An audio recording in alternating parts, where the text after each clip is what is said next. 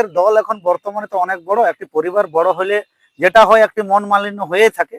কিন্তু আমরা আমরা কারো ব্যক্তির সাথে দল করি না, আমরা দিদির সৈনিক। সেই সৈনিক হিসাবে এখন বর্তমানে কিছু মনোমালিন্য রয়েছে দায়িত্বপ্রাপ্ত আমাদের নেতৃত্বদের। সবাই কিন্তু আমরা এই দুদিন হলো সবাই কিন্তু মাঠে নেমেছে আমাদের দিদিকে চতুর্থবারের জন্য মুখ্যমন্ত্রী করার জন্য। তো নমস্কার, আমি বাবুজান হেমব্রম, পুরুলিয়া জেলা তৃণমূল কংগ্রেস এসটি সেলের সহসভাপতি এবং জেলা পরিষদ মেম্বার পুরুলিয়া জেলা। দেখুন, নির্বাচন তো অলরেডি ডিক্লেয়ার হয়ে গেছে, আপনারা জানেন। আমরা মানুষের গোটা বিধানসভা জুড়ে সাধারণ মানুষের কাছে যাচ্ছি।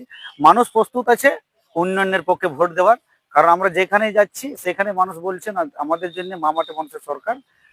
আমাদের সাধারণ, বিশেষ করে সাধারণ মানুষের জন্য জন্ম থেকে মৃত্যু পর্যন্ত যে সকল প্রকল্প দিয়েছেন এবং আগামী দিনে দিবেন, তার জন্য ওনারা উন্নয়নের পক্ষে ভোট দেওয়ার জন্য প্রস্তুত আছেন।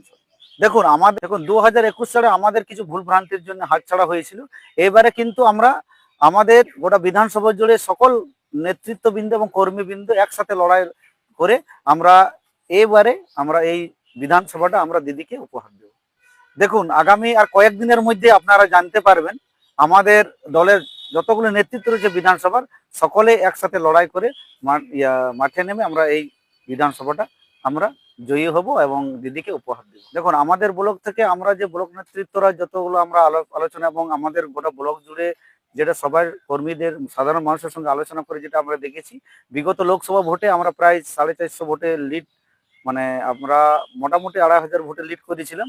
এবারে আমরা প্রায় 4000 ভোটে লিড করবো।